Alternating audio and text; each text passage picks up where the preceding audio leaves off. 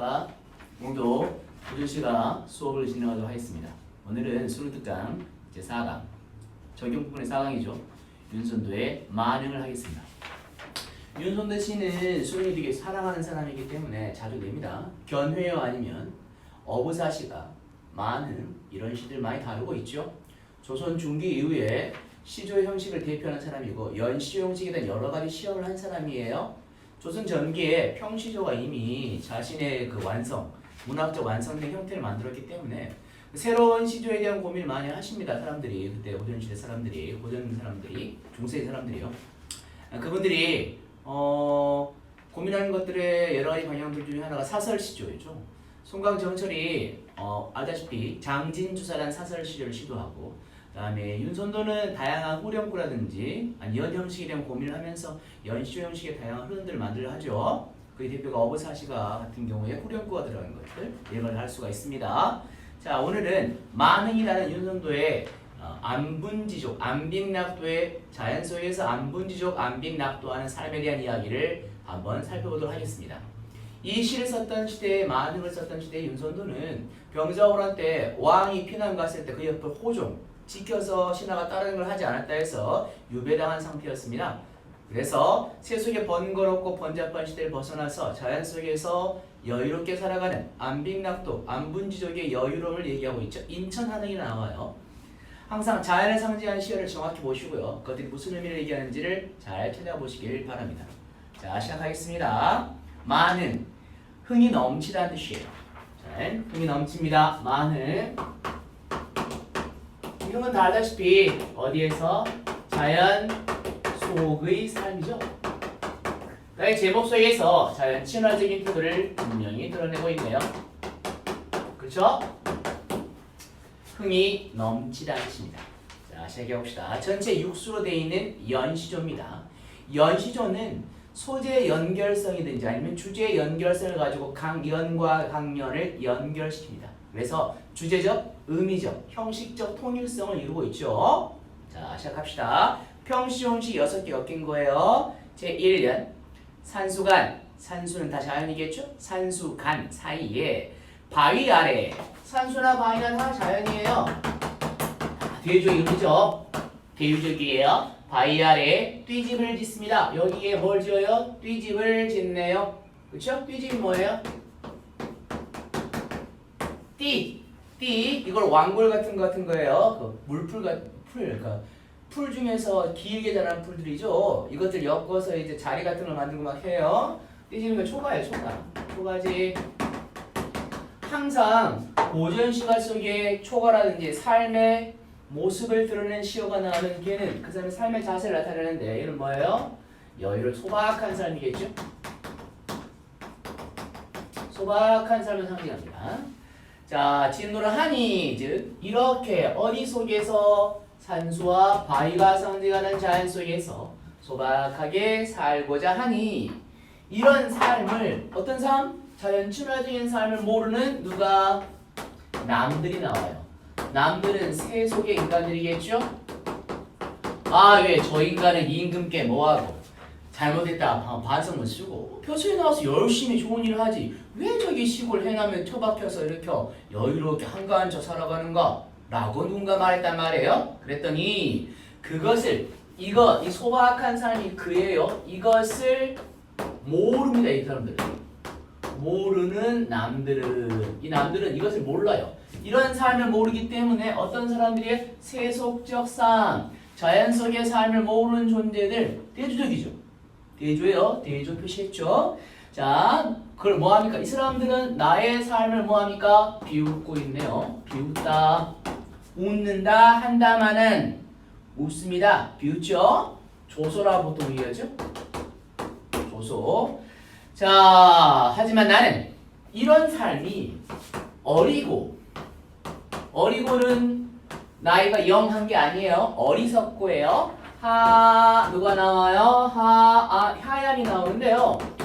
시골 늙은이라는 뜻이에요. 고집스러운 시골 늙은이 그런 사람 있잖아요. 세상 주변물도 모르고 세상과 동떨어져서 자기가 맞다고 살아가는 고집이 센 사람을 가리키는 표현입니다. 진짜 그렇다고는 아니에요. 이 사람은 세속의 행위를 잘 모르는 어리석은 시골 늙은이 같은 뜻은 누구의 뜻이에요? 화자의 뜻이죠. 어떤 뜻이요? 이렇게 사는 태도예요. 이렇게 사는 게 남들 보기에는 어리석고 답답하고 고집스럽게 보이겠지만 이런 뜻이에요. 그러니까 화자에 겸손이 들어가 있네요. 겸손함이 들어가 있습니다. 네, 근데 이런 어리석고 남들 보기 어리석은 이런 고집스럽고 답답한 삶이 내 뜻인가 내 분수인가 하노라. 화자의 분수래요. 내 분인가 하노라. 그것이 나의 삶에 주어진 분수인가 하노라. 그러면 우리가 아는 단어 안분지족이 나오죠. 그게 부자든 가난하든 내 삶에 만족할 줄 아는 태도가 자연 속에서의 안분지족의 자세입니다. 알았죠? 그러면 이 사람은 이런 소박한 삶을 얘기했잖아요. 그죠? 그게 내 삶이래요. 그런데 이걸 갖다 이제 굉장히 기억하시죠? 비판적 성도 있습니다. 기억하시고 이제 이런 소박한 삶이라는 소재를 다음 년으로 연결시키고 있습니다. 자, 볼까요? 다시 보죠. 가자. 보리밥 풋나무를 여기서 어떻게 살아요? 보리밥 풋나물 산수정식이네? 비싼데? 근데 옛날에 이게 가난한 거였죠. 그죠? 쌀밥이 이밥이라고 부르거든. 쌀밥을 이밥의 고깃국 백성들의 가장 큰 소망이었어요. 이밥의 고깃국을 못 먹는다면은 보리밥 혹은 조밥 그죠? 다음에 뭐 옥수수 같은 거 나중에 들어왔을 때 후기 이후에 들어왔자 이것들 먹든지 나무 뜯어서 먹잖아요. 그죠? 이것도 소박한 삶의 태도예요. 태도가 나왔습니다. 삶의 뭐가 나와있다? 태도가 나와있다는 것을 알 수가 있습니다. 자, 보리밥 풋나물 그것도 뭐예요? 잔뜩 먹어요? 아니요. 알맞게 먹어요. 적당히 먹습니다. 욕심내지 않아요. 알맞게 먹은 위에 바위끝 물가 똑같이 나오네요. 바위끝 물가 바위끝 물가 걔랑 똑같잖아요. 산수, 물수, 산과 물, 바위 당연히 자연이죠. 자연 속에서 이걸 뭐한다? 슬카지. 슬카지는 알아두면 자주 나온 단어 부사어죠. 이 부사를 통해 자신의 감정과 즐거움을 할 때 많이 나오는데 즐거움 실컷 이것을 뭐한다? 논이노라 실컷 놉니다. 자연 속에서 실컷 즐깁니다. 친화 즐기는 건 아니네요. 아주 여유롭네요. 따릉은 안 하고 따릉은 안 하고 자연 속에서 실컷 논입니다. 이거 이외에 이게 그예요. 그거 이외에 남아있는 이걸 제외한 여남은 일 10개 남짓한 일들은 좋은 일이 아니겠죠. 자연 속의 삶은 몽땅 빼버리고 남은 일은 뭐야? 세속의 삶입니다. 얘는 세속적인 삶이에요. 세속의 일들이야. 뭐 벼슬 같은 거겠죠? 벼슬이나 북이나 공명들 이것들 가리키는 거예요. 이것들을 부러울 줄이 있으랴. 서리법이네요. 부러워하지 않겠다라는 거죠. 부러울 줄이 있겠습니까? 부럽지 않습니다. 부러울 줄이 있겠습니까? 부럽지 않습니다. 서리법 뭐뭐 하랴 형태죠? 의문형이에요. 의문형 종결음이죠. 의문형 종결음인데 사실 의문이 아니라 여기 반대말 했을 때잖아요. 그지? 반어적 의문문 서리법으로 사용되고 있습니다. 설득하고 강조할 때 쓰는 거예요. 나는 절대로 이런 삶, 세속의 삶이 부럽지 아니합니다. 라는 거죠. 그래서 자신의 삶에 대한 만족감을 드러내고 있습니다. 안분지족. 알았어? 다음에 자연 속에서의 소박한 삶에 주는 즐거움. 이걸 말하고 있습니다. 자, 2년까지 정리했죠? 3년부터는 좀 더 구체적으로 자신의 삶을 얘기합니다. 볼까나? 3년 보실까요? 3년은 자 항상 잘 나오는 파트 중에 하나인데요. 잔을 들고 혼자 앉아. 화자는 혼자예요. 먼 산을 바라본다. 자, 먼 산이 나오죠? 얘도 자연이에요. 자연 어떻게 대하는가 태도를 잘 볼까요? 화자는 뭘 들고 있어요? 잔을 들고 있어요. 조선시대에 술을 나눈다는 것은 어떤 태도인지 아시죠? 친구랑 먹는다는 뜻이에요. 친구가 된다는 뜻이에요. 친구. 아내랑도 함부로 술을 안 먹어요. 결혼할 때 먹고 서로 잔 나누죠? 진짜 뭐 개방적인 그런 사업을 하면 아내랑 술도 마시겠죠. 아내랑 술 먹지 않습니다. 기생들은 술을 다른 사람이기 때문에 술을 함부로 먹지 않아요. 술이 귀했기 때문에 곡주잖아요. 곡주로 만든 거예요. 그래서 귀에서 금주로도 많이 내리고 막 그래요. 근데 그런 수를 갖다 자기 먹기도 바쁜데 누굴 줍니까? 그래 친구랑만 나눈 것입니다. 좋은 술이 생기면 친구 찾아고 막 그래요. 근데 친구는 조선시대의 이 친구란 개념은 고려시대도 마찬가지입니다. 친구란 개념은 되게 중요한 개념이에요. 나의 절반을 함께 지고 가는 자 이런 속담이 있듯이 격언이 있듯이 친구는 나의 모든 것이고 나의 절반입니다. 박쥐는 그런 말도 했죠. 아내와 자식은 다시 구할 수 있을지언정 친구는 다시 구할 수 없다는 말 할 정도로 친구를 되게 절대시합니다. 되게 중요한 것은 친구를 배신하는 일은 진짜 나쁜 거예요. 그죠? 근본을 해치는 거. 알았습니까? 이런 거 있습니다. 친구는 그래서 자연을 친구로 여긴다는 태도예요. 그래서 얘는 나와 똑같은 존재를 여기다 나와 똑같이 여기다 일체감이네. 그래서 이거 물화일체 태도예요. 되게 잘 나온 부분이에요. 물화일체 태도입니다. 그런데 술을 나누고 있기 때문에 잘 나누는 거죠. 술을 나누기 때문에 자연과 즐기는 하나가 돼 즐기는 풍류에 대한 얘기예요. 풍류. 노는 것, 즐거워하는 것 이것에 대한 얘기입니다. 알았습니까? 자, 잠들고 혼자 앉아 먼 산을 바라보니 이렇게 압축적으로 여러 태도가 집약되어 있어요. 이것이 얼마나 즐겁겠습니까? 물화일체 풍류, 즐거움이 있어요. 이 즐거움을 뭐합니까? 비교합니다. 뭐랑 비교하죠? 그리던 님이 온다는 반가움. 님이 있어, 님. 내가 사랑하는 사람이 있는데 이게 온대요. 그래서 그리던 님이래요. 좋아하던 님이 온다는 반가움. 얼마나 반갑겠습니까? 반가움이. 근데 문제는 이러하래, 이러하랴. 물음이죠. 이게 얘가 더 좋다라고 얘기하면 좋은 거겠지만 그렇지 않죠. 이건 서리법이에요. 실제로 물어보는 건데 이렇지 아니하다. 서리법은 받는 말이니까 이러하다 하니까 이러하지 않다입니다. 얘가 더 훨씬 크다는 거예요. 알았죠? 그러니까 사랑하는 님이 온다는 즐거움보다 얘가 더 커요. 알았어요? 서리법입니다. 그죠? 왜 그럴까? 이유 설명이다. Why? 왜 그럴까요? 이유는요. 사랑하는 사람과 얘기할 때 보면은요. 남자들이 여자들의 눈치 엄청 봐요. 그죠? 비유도 맞춰야 되고요. 오늘 예쁘다. 내가 밖에서 1시간 반 기다리자. 절대 많이 기다렸단 말 하면 안 돼요. 오늘 예뻐. 진짜 예쁘게 꾸미나는데 날 위해 꾸며서 좋아요. 1시간 반 그 속이 상한다도 어쩔 수 없어요. 이렇게 말합니다. 겉으로 아름답고 칭찬하고 좋은 태도를 보여야 됩니다. 물론 결혼하면 변하는 사람이 있긴 하지만 그렇지 않은 사람도 많죠. 어쨌든 이런 태도를 막 사랑하는 사람한테 심력을 쓰고 마음을 쓰고 그죠? 정성을 보여야 돼요. 내 마음과 약간 달리. 우린 것을 꾸미는 태도라 불러요. 말을 꾸미고. 이 보죠? 말씀도 웃음도 아니어도 사랑한 일이면 즐겁긴 한데요. 그리웠으니까 보고 싶긴 한데요. 말로써 웃음으로써 내가 겉으로 그 사람을 꾸미고 말하고 전해줘야 돼. 심력을 써야 돼. 마음을 써야 돼요. 그죠? 나쁜 말은 교원 형색이고 교묘한 말과 꾸미는 태도 남들을 대해야 돼요. 신경 써야 돼요. 그래서 뭐예요? 진실하지가 않아요. 근데 말씀도 웃음도 막 하는 게 님과의 관계입니다. 좋아하지만 이걸 신경 써야 돼요. 알았죠? 그래서 약간 마이너스예요. 하지만 선은 내가 굳이 말할 필요가 있으니까 잠들고 끄떡하고 한잔 마시면 돼요. 그렇죠? 마음과 마음으로 통하는 친구예요. 알았습니까? 마음과 마음으로 통하는 친구. 말씀도 웃음도 아니하여도 그냥 좋은 친구입니다. 이심전심의 친구네요. 점심이래 미쳤어요. 전심의 친구입니다. 알죠? 심심성인. 다음 지기지음 약자 지음 나의 음악을 알아주는 백악과 종자의 고사에 나온 거 있지 않습니까? 다음에 염화미소 염화시중이죠. 염화미소 같은 걸 씁니다. 부처님의 미소란 뜻이에요. 그죠? 안한 존자가 부처님 제자입니다. 유일하게 부처님이 연꽃을 울고 씩 웃는 것을 그 뜻을 이해했다 해서 뜻을 전하는 방식으로 말이 되게 장애가 됨을 이야기하는 거예요. 오히려 말이 장애가 된다. 깨달음을 전달할 때 라는 얘기를 쓸 때 많습니다. 그래서 마음과 마음으로 통하는 친구, 말이 필요 없는 친구를 가리킬 때 쓰는 말이에요.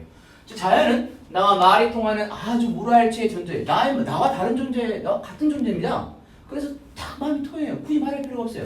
사랑하님은 그리워하지만 뭐예요? 말을 쓰는 거 없으면 많이 심력을 써야 돼. 힘들어요. 사랑하지만 힘들어요. 그게 아이러니잖아요. 그죠? 사랑해. 그래서 이 두 개가 비교됩니다. 대조가 아니에요. 비교입니다. 좋은데 믿는 거. 좋은데 진짜 좋은 거. 알았죠? 이 두 개가 비교되고 있습니다. 됐죠? 이렇게 자연과 일체가 되어 살아간 즐거움은 그게 큽니다. 너무너무 크죠? 근데 옛날에 이런 자연과 일체된 즐거움을 아는 사람이 많았어요.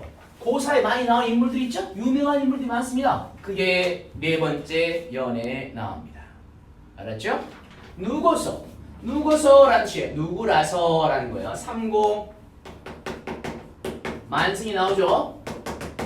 누구라서 누군가가 30보다 뭐하다. 누구서 30 도군은 비교부사격입니다. 30보다 낫다고 하더니 얘가 자연 속에 그러네요. 누구라서 자연 속의 삶을 물화일체의 삶을 앞에 나온 걸 이어가는 거예요. 그래 연시조니까 물화일체의 삶을 누군가가 30보다 낫다라고 하겠단 말이야. 만승이 이만하랴. 만승이 이만하겠습니까? 이런 삶만 하겠습니까? 만승은 천자의 황제의 삶이에요. 황제는 일반인 중에 가장 높은 벼슬을 가르친 사람이죠. 태사태위부터 시작해요. 태사태위. 그죠? 임금들 30. 그 삼국지에 원소라는 사람이 있습니다. 이 사람이 동탁을 주기 위해서 연합군이 모였을 때 이 사람이 우두머리를 해요. 왜? 원소의 집안이 원시 집안이 30을 대대로 이어와요. 가장 높은 벼슬인 30을 이어서 내렸던 집안입니다. 근데 원래 30은 고사에 나온 건데 중국 고사죠. 원래 사람들 보통은 30은 영의정, 좌의정, 우의정 이 벼슬을 그렇게 얘기하는데 30 원래 그거예요. 알았죠? 30 아주 높은 벼슬. 이 두 개는 뭐의 대유예요? 부귀영화죠. 얘 대유의 대유. 어마어마하게 잘 사는 거 대유입니다. 30보다 나았다고. 만승이 이만할 겁니까? 만대라는 승이 전차 승자인데 만대라는 전차를 타고 다니는 거니르는 황제의 권력. 전체 한 대당 군인이 보통 14에서 15명 정도 따라다니거든요. 만승이면 15만 명 정도의 군인을 데리고 다니는 겁니다. 그렇죠?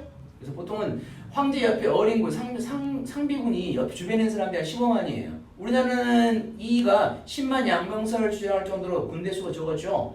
실제로 조선의 왕이 주변에 있는 사람들, 그 경기도공까지 그 근위군들 대부분 보면 15,000 정도 된답니다. 이게 천승이죠. 알았어? 만승은 제후, 만승은 황제, 천승은 제후, 백승은 밑에 있는 그 신하들 가리키는 표현입니다. 됐습니까? 자, 이만하렴. 이제서 헤어든 해다가 생각하다요. 헤어든 생각해보니 이 누구가 누굴까요? 소부와 허유예요. 소부허유는 고사에 나오죠. 그죠? 옛날에 요순시대 황제께서 요임금께서 순임금인가? 그러네. 어쨌든 그분이 항상 요임금 순임금이 성왕으로 황으로 위대한 성의를 칭찬하는 것은 그 사람은 왕조를 세운 사람들이 아니에요. 그냥 한대 황제만 하고 나보다 덕이 높은 사람이 있으면 그 사람한테 내 아들보다 훌륭하다면 그분한테 제위를 물려줍니다. 그죠? 요임금은 자기 사회에게 물려줬고요. 순임금은 우임금에게 물려줬습니다. 우임금은 자기 자식들에게 걔를 넘기죠. 그죠? 그래서 왕조가 생깁니다. 하나라가 생기죠. 이제 우씨, 하나라씨. 소부허유입니다.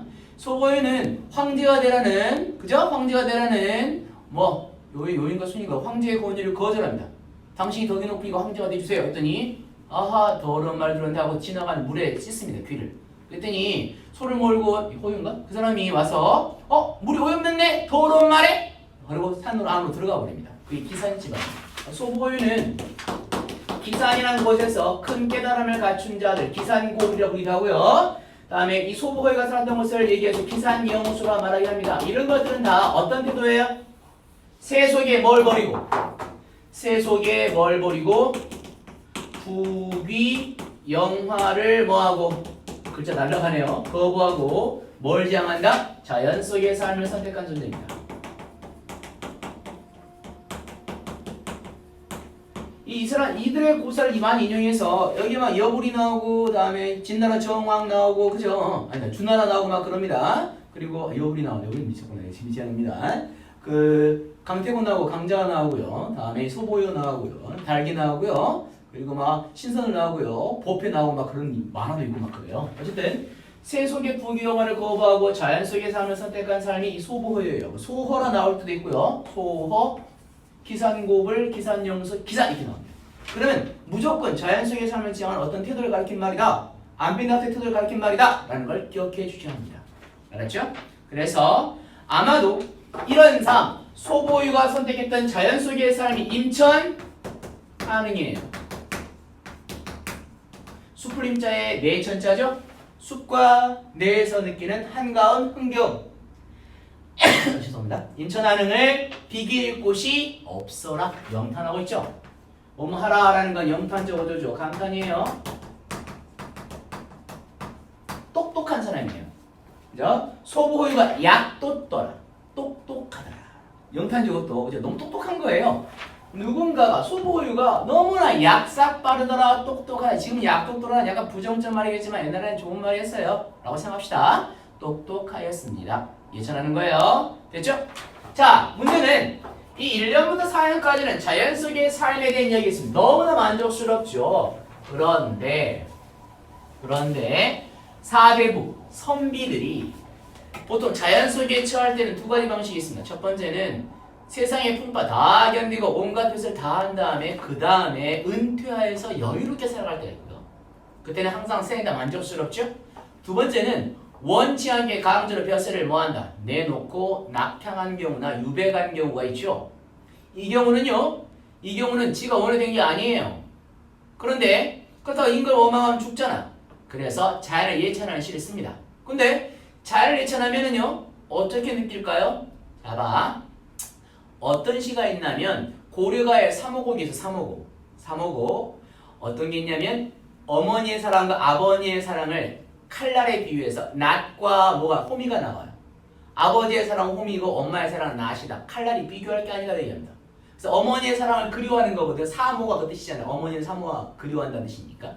자, 그런데 그건 사실은 어머님을 그리워하는 노래이기도 하지만 아버지를 뭐하는 노래예요? 원망하는 노래예요. 그러니까 엄마 좋아 이 말은 뭐랑 똑같아요? 아빠 싫어. 특히 아빠 앞에 대해서 엄마가 껴안고 막 엄마가 최고야 이런 똑같은 거 아닙니까? 그렇죠? 그런 태도를 보이는 건데 똑같아요. 인간이 자연 속에 넣는데 나는 자연이 제일 좋더라. 자연이 최고야. 자연 속의 삶이 최고야. 세상 사는 거짓말이야. 인간이 뭐라 생각할까? 허허 이놈의 자식 이거 보냈더니 이거 큰일 났네. 너 이리 와봐. 너 내가 싫단 말 했다다며. 저는 안 그러던데요.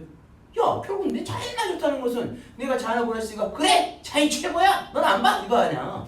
그래서 사대부들은 항상 조심해야 돼요. 죽을 수 있거든요. 그래서 항상 뭐합니까? 자연을 노래할 때 누가? 선비들이, 사대부들이 자연을 노래할 때 어떻게 합니까? 규칙이 있어요. 강호가도의 정신을 노래해야 돼요. 강호, 자연을 노래할 가짜입니다. 길도자, 방법도자죠. 자연을 노래하는 법입니다. 강호가도예요. 어떻게 노래요? 자연을 뭐한다? 예천하고 플러스 이걸 붙여야 돼요. 유교적 삶의 자세를 붙여야 돼요. 물론 안빈낙도도 가장 높은 수준의 도덕적 경제를 가리키지만 뭘 붙여야 됩니까? 특히 충성스러움을 붙여야 돼요. 이걸 붙이지 않으면 이 자식 나한테 반항하는 거 아니야? 라는 게 됩니다. 선비들은 글을 쓰는 걸 좋아하고 글을 남기면 막 목숨처럼 납니다. 우리나라 선비들은 습관이 있죠? 글쓰기 습관입니다. 가장 어마어마한 기록을 남기죠. 이 기록을 정리하는데 어마어마한 시간이 걸려요. 글쓰기 좋아하는 사람이 선비에 온갖 기록을 다 하는 거예요. 그래서 기록을 남기는 것을 임금이 걷어서 봐요. 간혹가다가. 또 일부러 그걸 걷어서 막 임금이 고발을 하고 막 그래요. 그래서 잘 써야 돼 글을. 글 때문에 사고도 많이 일어나잖아요. 그죠? 그래서 조심해야 됩니다. 그래서 항상 유교적인 삶에 대해서 붙입니다. 1년부터 4년까지 이 시도 유교적인 삶에 대해서 나오지 않아요. 다 자연 친화적이고 자연이 최고예요. 근데 그러면 안 되기 때문에 이제 이게 나와야 돼요. 이것이 5년과 6년의 내용이에요. 알았죠? 자 갑시다. 내 본성이, 내 성의는 타고난 본성, 성질을 가리키는 거야. 게을러서 인간사의 계단말은 무능력한 거야. 스스로 내가 재능이 없어, 무능력하여 라고 자신을 겸손하게 말합니다. 하늘이 아십니다. 하늘은 어떤가? 이걸 하늘이 이런 걸 아셔요. 알아실셔. 하늘이 알아실셔. 아셔. 샤는 주천높이 설명합니까? 하늘 높이는 거예요. 높임의 대상입니다. 운명일 수도 있고요. 누구일 수 있겠냐? 당연히 지금 나를 보는 사람 운명이기도 하지만 뭐예요? 임금이잖아. 임금이 나의 이런 태도를 아셔서 얘가 참 재주가 없구나. 일하기 힘들겠구나. 그래서 인간만사, 인간 세상의 모든 일들, 벼슬이에요. 아셔서 인간만사, 벼슬을 뭐한다? 하나도 뭐했어요? 아니 맡기셨습니다. 한 일도 아니 맡겨 벼슬을 그만두게 하셨습니다. 다만 그래서 어떻게 합니까? 이래서 당은 강선사죠. 다만 다투리 없는 강산 뭐? 강과 산 자연이죠. 자연 얘는 뭐가 없어요? 다툴 사람이 없어요. 다투다는 것은 습관적 표현이죠. 욕망하다, 욕심내다, 세속적이라는 뜻이에요. 자, 이 강산은 세속적 욕망이 없죠? 욕망의 대상이 아니에요. 다투리 없는 강산을 지키라. 구경화 되겠죠? 지키라. 추격되고요. 지키라 하시도다. 하셨군요. 라고 뭐한다? 임금인에 대한 감탄이고 만족감이다. 자연 속에 살아간 삶에 대한 만족감이다. 하늘이 혹은 운명이 임금이 나에게 이 욕심 없이 세상을 지키라 버리고 자연을 지키라 하셨으니 그걸 만족하는 것, 자기 만족감을 드립니다. 그래서 다음 년 갈까요? 마지막 년 너무 감사한 거죠. 그래서 이렇게 말합니다. 어떻게 말합니까? 이렇게 말합니다. 볼까나 강산이 자연이 좋다. 좋다는 옛날에 알죠? 좋다는 좋다예요. 이 좋다는 좋다이고 이 좋다는 깨끗하다는 거 아시죠? 깨끗해. 맑아요. 얘는 지금의 좋다예요. 강산이 좋다한들 너무나 좋다한들 내 분수로 누웠으려. 보통은 만족하게 살아가려면 사대부라면은 가문과 나라 일에 바빠야 돼요. 내 분수라면 그 일을 지금 바빠가지고 자연 속은 염두도 못 낼 거야. 그지? 사리법이죠? 누웠으랴 누웠을 수가 없어요. 이렇게 여유롭게 살 수가 없어. 그러니까 일단 화자가 있는 것은 지금 벼슬이 없는 상태니까 객관적으로는 부정적 상태입니다. 그런데 이것은 뭐합니까? 어떻게 이게? 누웠다 이라고 했어요. 누웠다. 긍정화시켰죠? 왜? 지금까지 계속 자연이 주인에게 자연이 최고라고 얘기했으니까. 자연 속의 삶이 최고야? 자연 속의 삶이 최고야 라고 얘기했으면 이게 제일 좋아한다는 뜻이에요. 알았어요? 그래서 객관적 상황을 긍정적으로 수용화되고 있죠? 알았어? 누웠으랴. 너무나 이렇게 여유롭게 사는 게 될 수가 있겠습니까? 내 분수로? 원래는 못해요. 그런데 이렇게 하는 것이 뭐하다? 이렇게 사는 것이 임금의 은혜이다. 임금의 은혜다 라고 얘기하네요. 임금에는 무슨 태도예요? 예찬이죠. 예찬 충성의 태도가 나와 있습니다. 예찬과 충성 임금 은혜를 더욱 알겠구나. 아노이다. 알겠구나. 군은 예찬하는 거죠. 군은 임금의 은혜를 줄여서 군은이라고 불러요. 군은 임금의 은혜를 예찬합니다. 알았습니까? 아무리 이런 대단한 너무나 큰 은혜라서 갚고자 하여도 해올 일이 없다. 내가 할 수 있는 일이 없네요 라고 이거는 제일 마지막에는 내가 이걸 갚고자 해도 라고 한다. 갚고자 해도 할 수 있는 일이 없네요. 할 수 없다라는 뜻이니까 너무나 감사해. 첫 번째 뜻은 감사다예요. 두 번째 뜻은 뭘까요? 두 번째 뜻은 숨어있는 뜻인데요. 결국 이걸 갚으려면 내가 뭐 해야 돼? 다시 벼슬에 나가야 되잖아. 그래서 아쉽다라는 거예요. 그래서 세속에 대한 미래에 살짝 감겨있어요. 벼슬에 대한 미련이 살짝 남아있다는 사실을 알 수가 있습니다. 알겠습니까? 그리고 결국은 이 시는 안빈낙도의 자연 친화적인 삶에 대한 감탄과 다음에 영탄과 즐거움, 만족감을 표현하고요. 이런 삶을 살 수 있게 해주신 은혜, 그것이 비록 벌을 받는 것이지만 나쁘게 생각 안 하죠. 부정적 상황을 긍정화시켜요. 알았어? 그러면서 임금의 은혜를 예찬하는 강호가도의 정신이 잘 숨어있는 글이라고 볼 수 있죠. 그래서 자연 친화적인 삶을 노래한 대표적인 시라는 사실을 알 수가 있을 겁니다. 이래서 많은 가지 일단 정리했는데요.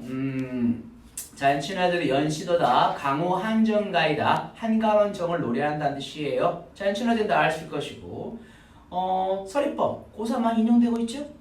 한문틀 많이 쓰고 있는 건 없습니다. 자연스러운 우리말 일반적 어법을 쓰고 있어요. 되게 좋죠? 앞문제선 나와 있습니다. 네. 이거 따면 돼요? 아니, 어디가 중심이야? 이거 저 따라오면 돼요. 그래? 따라와요? 이거 이거 진보로 사셨구나. 안녕. 네, 이렇게 해서 제가 하겠습니다. 자, 여기서 시성 정경 과정은 알다시피 연시이기 때문에 연결된 이야기를 쓰고 있습니다. 자연 친화된 이라는 사실을 알 수가 있고요. 이런 삶을 노래하고 자연 속의 삶에 만족하고 있다는 걸 알 수가 있을 거예요. 그렇죠? 유배의 삶을 자기 긍정화시키고 근데 사대부들이 조선에 살아왔던 삶의 방식이었습니다.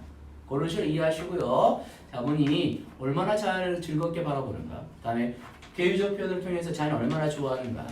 알았습니까? 우리말의 아름다운 성에서 시조 형식의 아름다움을 극단적으로 발전시켰던 윤선대의 삶에 대한 얘기를 정리할 수 있을 것 같습니다. 오늘은 여기까지 하겠습니다. 오늘도 즐거운 하루 보내시기 바랍니다. 좀 더 좋은 세상이 오길 바랍니다. 반갑습니다. 감사합니다.